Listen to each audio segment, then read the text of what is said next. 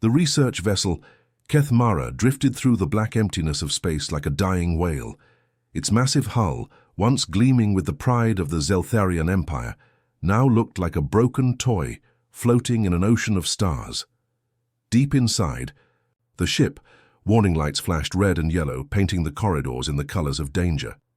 Captain Vexthul stood on the bridge, his scaled hands gripping the command rail so tightly that his knuckles had turned white. His 4 golden eyes watched the main screen as it showed one terrible message after another. Life support was failing. Power was almost gone. The artificial gravity kept turning on and off, making everyone feel sick. The ship groaned around them, like an old building in a storm. Metal twisted and popped as the hull tried to hold together without power. Every few seconds, sparks would fly from broken control panels, lighting up the darkness for just a moment before dying out again. "How long do we have?" Vexthul asked, though he already knew the answer would be bad. His chief engineer, Grathmore, looked up from where he was working. The Morthkine was a giant compared to the other crew members, with thick grey skin and 4 powerful arms that could work on multiple problems at once. But right now, even with all 4 hands moving frantically over the controls, he looked helpless. 6 hours, maybe 7, if we shut down everything that isn't keeping us alive, Grathmore said. His voice came through the ship's translator, but everyone could hear the sadness in it. "The quantum core is completely dead, Captain. It's not just broken, it's gone. Without it, this ship is nothing more than a metal coffin floating in space." The quantum core was the heart of their ship. It powered everything: the engines, the life support, the gravity, even the lights. When it died 3 hours ago, the Kethmara had become a ghost ship, drifting through space with no way to call for help or save itself. In the corner of the bridge, Dr. Sil-Ain knelt beside 2 crew members who had already stopped breathing. The Yildar medical officer's skin, which usually glowed like a beautiful crystal, had turned dull and grey. This was what happened to her people when they were very scared or very sad. She had tried everything to save the 2 crew members, but without power for her medical equipment, there was nothing she could do. "The air is getting worse," she said quietly. "The filters stopped working when we lost power. We are slowly being poisoned by our own breath." Captain Vexthul looked around at his crew. There were 12 of them from 3 different worlds, all trapped together in this dying ship. They had been on a scientific mission to study a new type. Tovstar, when their quantum core had suddenly exploded. Now they were stuck in the worst part of space, the empty area between galaxy spirals where no one ever traveled. The captain walked over to the emergency beacon controls. The panel was dark, like everything else on the ship, but it had its own small battery that might still work. His hands shook as he touched the controls. He knew it was probably useless. This part of space was like a desert, empty and dangerous. No civilized species would be crazy enough to come here, but he had to try. It was his duty as a captain to do everything possible to save his crew. "Should I activate the distress beacon, sir?" asked his communications officer, a young Zeltharian named Kixtal. Vexthul nodded slowly. "Do it." Kixtal pressed the activation button. For a moment, nothing happened. Then slowly the beacon came to life. A small light began to blink, and they could hear the faint sound of the signal being broadcast into space. The message went out in 17 different languages, the standard distress call used by all the civilized worlds.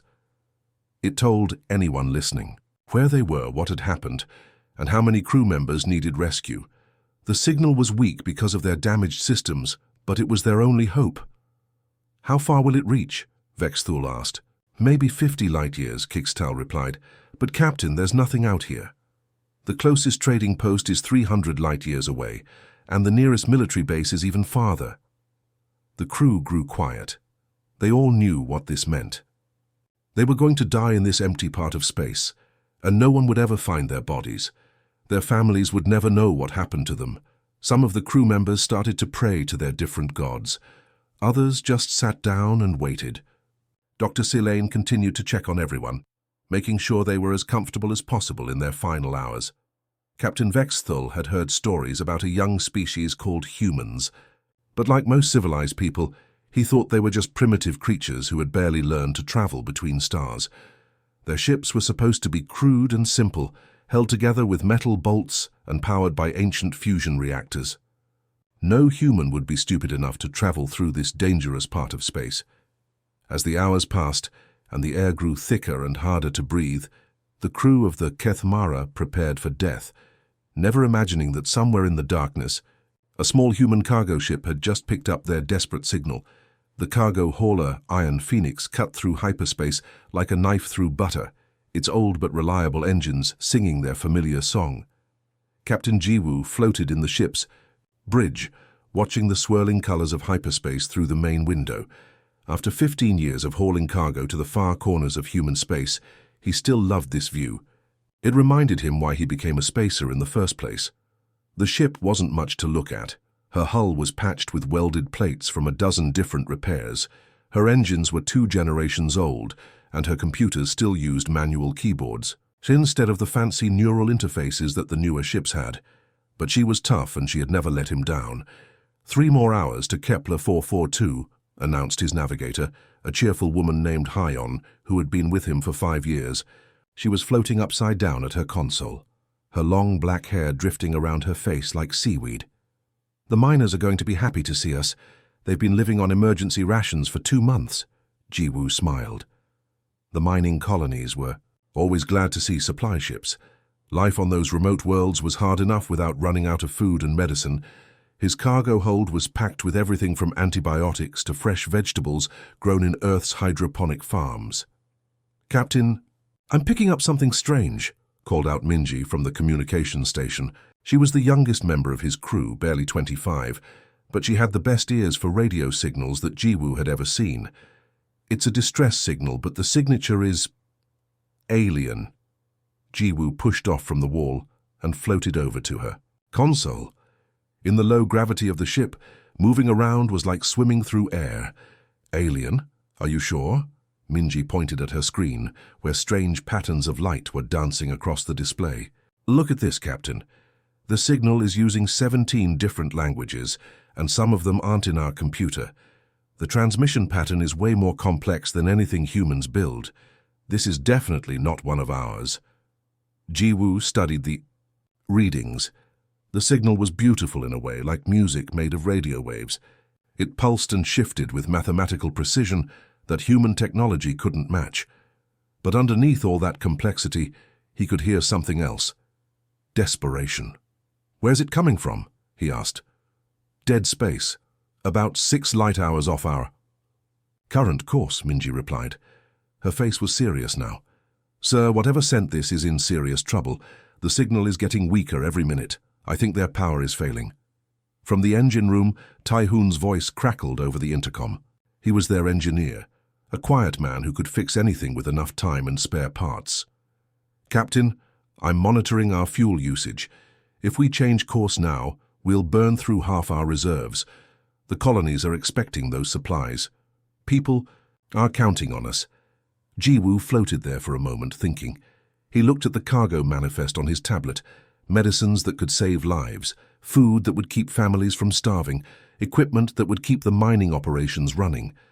The colonies had been waiting for months, but out there in the darkness, someone else was dying right now. "Captain," Minji said quietly, "I'm getting more details on the signal. It's coming from a ship with 12 people on board. Their life support is failing. They have maybe 6 hours left." Hyon looked up from her navigation console. "Boss, that part of space is bad news. It's between galaxy arms. No stars, no planets, no nothing. Ships don't go there because there's no reason to. Whatever happened to them, they're really stuck." Jiwoo had heard stories about the aliens that lived in the galaxy. Most humans had never seen one, but traders who worked the neutral zones sometimes brought back tales of incredible technology and strange creatures. The aliens were supposed to be advanced beyond human imagination, with ships that could cross the galaxy in days and weapons that could destroy planets. But right now, those advanced aliens were dying in the dark, and their amazing technology couldn't save them. "Taehoon," Jiwoo called over the intercom, "how long would it take to reach that signal?" "About 8 hours if we push the engines," came the reply. "But Captain, we're talking about a major course change. We'll arrive at the colonies a week late, and we'll need to refuel somewhere expensive." Jiwoo looked around at his crew. Minji was watching him with hopeful eyes. Hyun looked worried about the miners. From the engine room, he could hear Tae-hoon muttering about fuel calculations. The Iron Phoenix wasn't like the sleek alien ships with their perfect technology.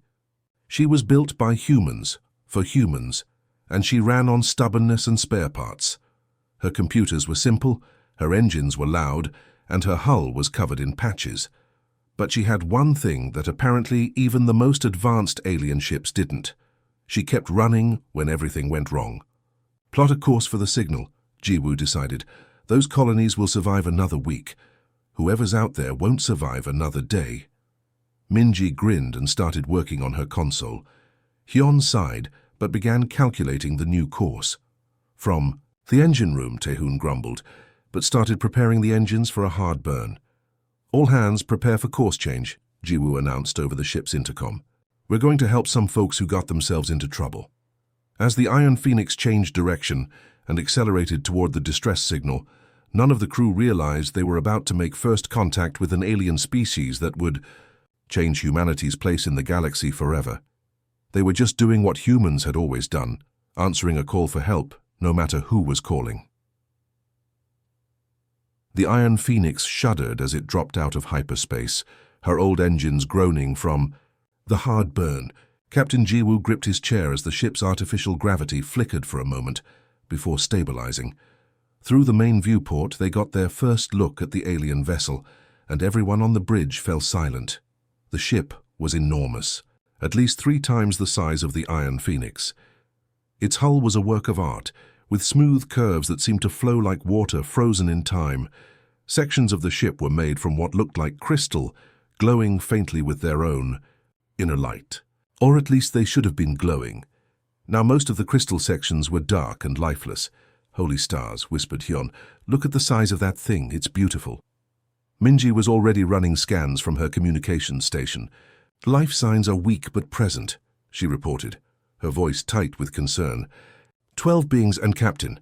I think there are 3 different species on that ship. Their atmosphere is becoming toxic. Carbon dioxide levels are through the roof. Jiwoo studied the alien vessel through binoculars. Up close, he could see that its perfect surface was marred by scorch marks around what must be engine ports. Whatever had happened to their power system had been violent. Any response to our hails? He asked. Nothing, Minji replied. Their communications are completely dead, but I'm picking up some kind of automatic beacon, very weak. It's basically just saying help us over and over. Jiwoo made his decision quickly. Tae-hoon, Hana, suit up. We're going over there. Hana looked up from where she was preparing her medical kit. She was their ship's doctor, a calm woman who had seen everything from mining accidents to space plague. Captain, we don't know anything about alien biology. I might not be able to help them. You're still the best chance they have, Jiwoo replied, already pulling on his environmental suit. Minji, keep scanning. If their life support fails completely, we need to know. Getting the 2 ships connected was like trying to thread a needle while wearing gloves. The Iron Phoenix had simple mechanical docking clamps, big metal arms that grabbed onto things. They were designed to work with human ships that had obvious docking ports and rough surfaces to grip. The alien ship was perfectly smooth. I can't. Get a grip on their hull, Tae-hoon muttered as he worked the docking controls. It's like trying to grab a bar of soap. After 20 minutes of careful maneuvering, they finally managed to get one clamp to hold onto what looked like a sensor array. It wasn't pretty, but it would work long enough to get across. The airlock connection was even worse. The alien ship's airlocks were circular and used some kind of magnetic seal that their equipment couldn't interface with. In the end, Tae-hoon had to use a cutting torch to make their own entrance. This is going to ruin their hull, he said, as sparks flew from the cutting beam. They'll be dead in 2 hours if we don't get in there, Jiwoo replied. I think they'll forgive us. The moment they stepped inside the alien ship, they knew they were in trouble. The air was thick and hard to breathe, even through their suit. Filters, emergency lighting cast everything in a sickly red glow, and the ship's corridors, which must have once been beautiful, now looked like the inside of a tomb. They found the bridge quickly.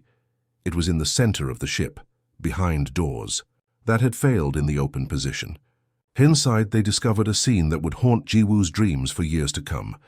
12 alien beings were scattered around the bridge, some slumped over control stations, others lying on the floor. 2 weren't moving at all. The rest were barely breathing, their various alien features twisted with pain and exhaustion. The ship's captain was easy to identify. He was the one still trying to work at what must be the command station. He was tall and thin, with scales that might have been blue or green in better light. 4 golden eyes looked up at them as they entered, and his mouth moved as if trying to speak. A small device near his hand crackled to life, producing broken words in accented English. "We cannot repair. Help us." The translation device was clearly failing, running on backup power like everything else on the ship. But the meaning was clear enough. Hana immediately went to the 2 unconscious aliens, checking for signs of life.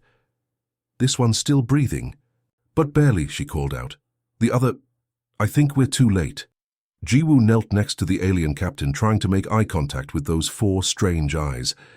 "We're here to help," he said slowly, hoping the translator would pick it up. "Human ship, we got your signal." The alien captain's eyes widened. Through the failing translator came broken words. "Humans? But you are primitive." "Yeah, well, we're the primitives who showed up," Jiwoo replied. Taehoon was already examining the ship's systems, his engineer's mind trying to make sense of the alien technology. The control panels were like nothing he'd ever seen, smooth surfaces covered with symbols that seemed to shift and change. But underneath all the fancy interfaces, he could see the basic structure of the ship. "Captain, their whole ship is run by one central computer," he explained over the comm. "It's like a giant brain that controls everything. Life support, engines, lights, everything. When it died, the whole ship died with it. Can you fix it?" "Not a chance. This technology is centuries ahead of us." "But look at this." Taehoon pointed to massive conduits running through the walls. Raw power distribution. The power is still there, it's just not getting where it needs to go because the computer isn't telling it where to go. Jiwoo helped Hana lift an unconscious alien. This one looked like it was made of living crystal, its surface dim and cracked. It was surprisingly light. "What are you thinking, Taehoon?" "I'm thinking we bypass their fancy computer and feed power directly to their life support. It won't be pretty, and it won't last long, but it might keep them alive." "Do it," Jiwoo ordered. "Hana, can we move the worst cases to our ship?" "Already working on it," she replied, checking the pulse of another alien.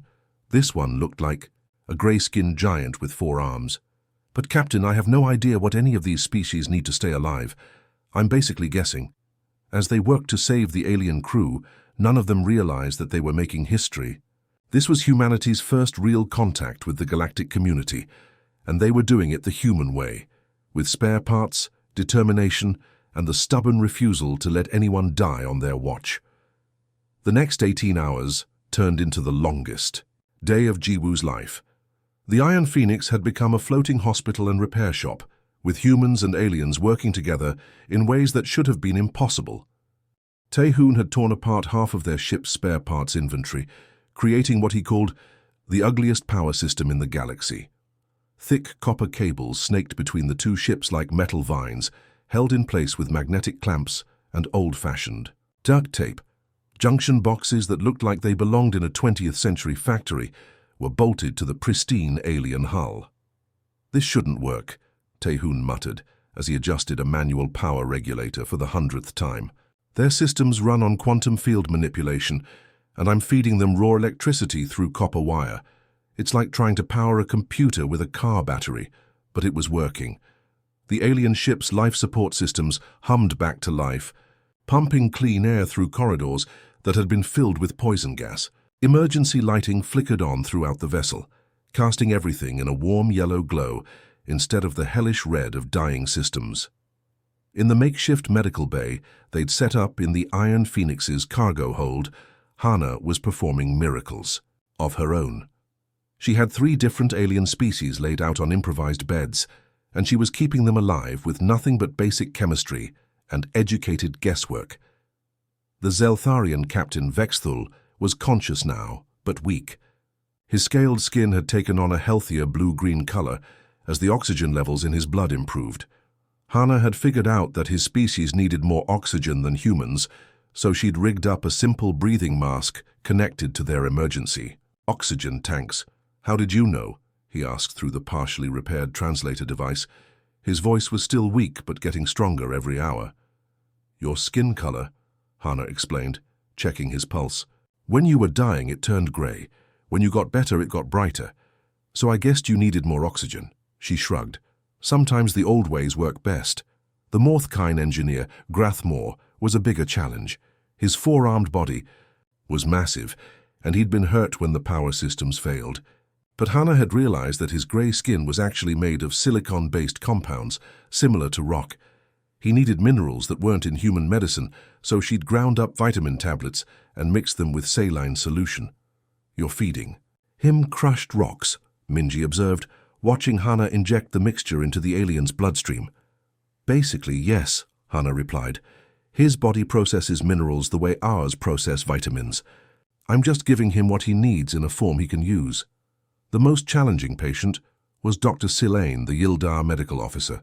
Her crystalline skin had cracked in several places when the ship lost power, and those cracks were spreading like fractures in glass. Hana had no idea how to treat a being made of living crystal. Then Taehoon had an idea. "What if we think of her like a broken circuit board?" he suggested. "Maybe she needs electrical current to heal." It sounded crazy, but they were running out of options. Hana rigged up a low-voltage electrical stimulator, the kind used for physical therapy, and carefully applied it to Silane's damaged skin. To everyone's amazement, the cracks began to seal themselves, and the alien's natural glow slowly returned. While the medical work continued, Jiwoo spent his time learning to communicate with Captain Vexthul. The alien's translator was working better now that it had steady power, but there were still gaps in understanding. So they used drawings, hand gestures, and simple words to bridge the gap between their species. "Your people," Vexthul said, pointing at the humans working around them. "They fix things differently." Jiwoo followed his gaze to where Taehoon was explaining his power setup to Grathmore. The alien engineer had recovered enough to examine the human repairs, and his expression was a mixture of horror and amazement. "They used copper wire and mechanical switches," Grathmore told his captain in their own language, not realizing that Minji was recording everything for later translation. "The power regulation is manual. Someone has to physically adjust the flow every few hours.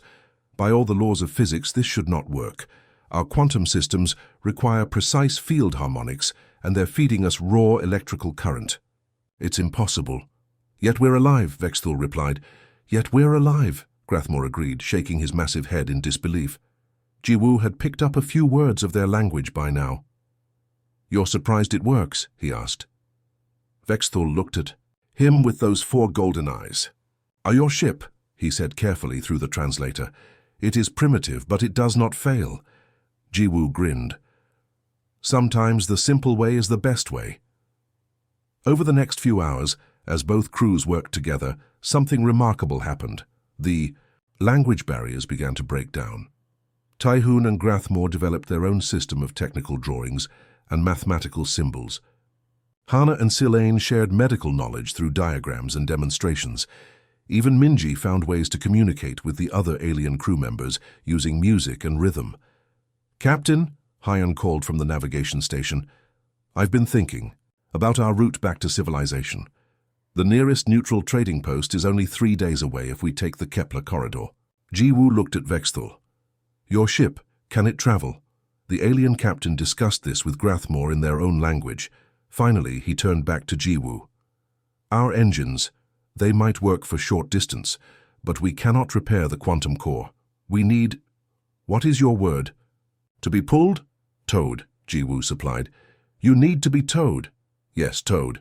Taehoon looked up from his work. "Captain, we can do it. Our engines are strong enough to pull their ship at low speed. It won't be fast, but we can get them to safety." As the crisis passed and both crews began to relax, Jiwoo realized that something historic had happened.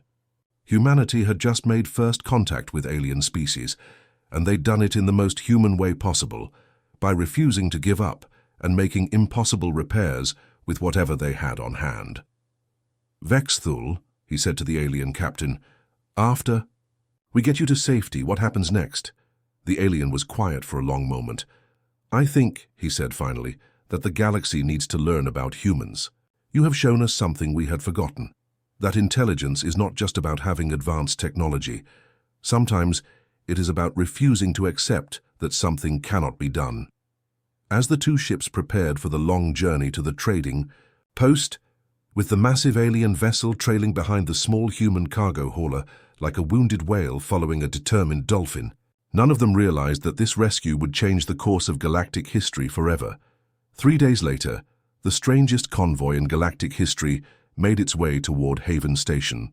The Iron Phoenix, looking even more battered than usual, pulled the massive alien research vessel Kethmara through space, like a tugboat hauling an ocean liner. Thick cargo cables stretched between the two ships, groaning under the strain but holding steady. Captain Jiwoo stood on his bridge, watching the space station grow larger on the main screen. Haven Station was a neutral trading post built into a hollow asteroid where ships from dozens of different species came to trade goods and information.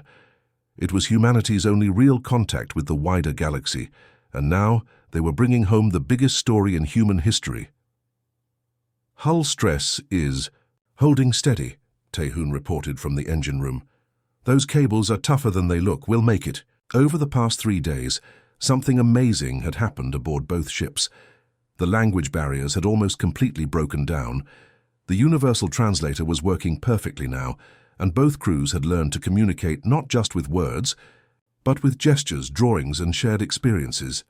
The cramped galley of the Iron Phoenix had become a meeting place where humans and aliens gathered to share meals and stories. It was a tight fit. The galley had been designed for 4 humans, not 12 beings from 4 different species, but somehow they made it work. "Tell us again about the Great War," Vexthul said, carefully sipping human coffee from a cup that looked tiny in his scaled hands. He had developed a taste for the bitter drink, saying it reminded him of a traditional Zeltharian beverage. Jiwoo settled back in his chair, cradling his own cup. "Which one? We've had a few. The one where your people fought against impossible odds and refused to surrender." "That could be any of them," Hannah laughed. "We're kind of stubborn that way." Jiwoo thought for a moment. "Well, there was World War II. My great-grandfather fought in that one. The enemy had better weapons, more soldiers, and they controlled most of the world. Everyone said we couldn't win. But you did win," said Grathmore. The massive Morthkine engineer had to duck to fit in the galley, but he never missed these story sessions. "Yeah, we did. It took 6 years, and millions of people died. But we never gave up. My great-grandfather used to say that humans have a special talent for doing impossible things when we have to." Dr. Silane's crystalline skin glowed softly as she processed this information. "In our society, such actions would be considered inefficient, illogical. When faced with superior force, the rational response is to negotiate or surrender." "Maybe," Hannah replied, "but it's what makes us human. We don't always do the logical thing. We do the right thing." Vexthul leaned forward. "But why did you risk your lives for us? You knew nothing about us. We could have been hostile, dangerous. For all you knew, we might have attacked you once we recovered." Jiwoo considered the question while sipping his coffee. It was a good question, one that he'd been thinking about for 3 days. Where I come from, when someone calls for help, you answer. It doesn't matter who they are, what they look like, or whether they can pay you back. You just help. "But surely there must be some benefit to your species," pressed Kikstal, the young Zeltharian communications officer. "Some strategic advantage to making contact with us." Minji looked up from her meal, a mixture of human and alien foods that had turned out to be surprisingly tasty. "We didn't know you were important when we came to help you. For all we knew, you were just regular people in trouble." "Regular people," Vexthul repeated, tasting the words. "You saw us as people, not as aliens." "Well, yeah," Taehoon said, floating down from the engine room to join them. "I mean, you think, you feel, you care about each other. What else would you be?" The aliens exchanged glances. In their advanced civilizations, first contact was usually a formal affair, involving diplomats, military officials, and careful protocols. The idea of being rescued by simple cargo haulers, who saw them as just people in need, was revolutionary. Over the 3 days of travel, the humans had learned incredible things about the galaxy. There were hundreds of intelligent species, vast, empires that spanned thousands of star systems, and technologies that seemed like magic. But they had also learned that for all their advancement, many of these civilizations had lost something important. "Your people," Grathmore said slowly. "You still help strangers, even when it costs you." "Most of the time," Jiwoo admitted. We're not perfect. We have wars, crime, all the usual problems. But yeah, most of us will help if we can." "We used to be like that," Silane said quietly. "The Yildar, I mean, thousands of years ago, before we became civilized, before efficiency became more important than compassion." As Haven Station grew larger on the screens, Vexthal found himself thinking about the report he would have to send to the Galactic Council. He had been on a routine scientific mission, studying stellar formation in the Outer Rim. Now he was returning with news that would shake the foundations of galactic society. "Captain Jiwoo," he said formally, standing up as much as the low ceiling would allow, "the Zeltharian Empire owes you a debt that cannot be repaid. But more than that, I believe the galaxy needs to know about your species. You have shown us that advancement is not merely about technology, but about character." Jiwoo smiled and extended his hand, a human gesture that Vexthal had learned meant friendship and respect. "We're all just trying to survive out here together. Maybe it's time we started acting like it." The alien captain gripped the human's hand with his scaled fingers, sealing not just a friendship, but a new chapter in galactic history. As the two ships approached Haven Station's docking bays, word of their arrival spread like wildfire through the station's corridors. The story was incredible. A primitive human cargo ship had rescued an advanced alien research vessel using nothing but spare parts, determination, and the simple human belief that you help people in trouble. Station Administrator Yixvol, a towering, insectoid creature with compound eyes, watched the docking procedure through his office window. In 30 years of running Haven Station, he had never seen anything like this. The human ship was tiny compared to the alien vessel it was towing, and covered in crude patches and repairs. But it had done something that the most advanced ships in the galaxy couldn't do. It had kept going when everything went wrong. As the docking clamps engaged and the two crews prepared to step onto the station, neither humans nor aliens realized that they were making history. The story of the Iron Phoenix and the Kethmara would spread throughout the galaxy, carried by traders and diplomats to every corner of known space. Humanity had announced itself to the galaxy not with superior weapons or advanced technology, but with something far more powerful: the simple human refusal to let others suffer when they could help. It was a message that would resonate across species and change the way the galaxy thought about what it meant to be truly civilized. In the days that followed, as diplomats and scientists arrived at Haven Station to meet the humans, one thing became clear. These stubborn, primitive, wonderful humans had earned their place among the stars not through conquest or superior technology, but through the strength of their hearts and their unshakable belief that everyone deserves help when they need it most. The end.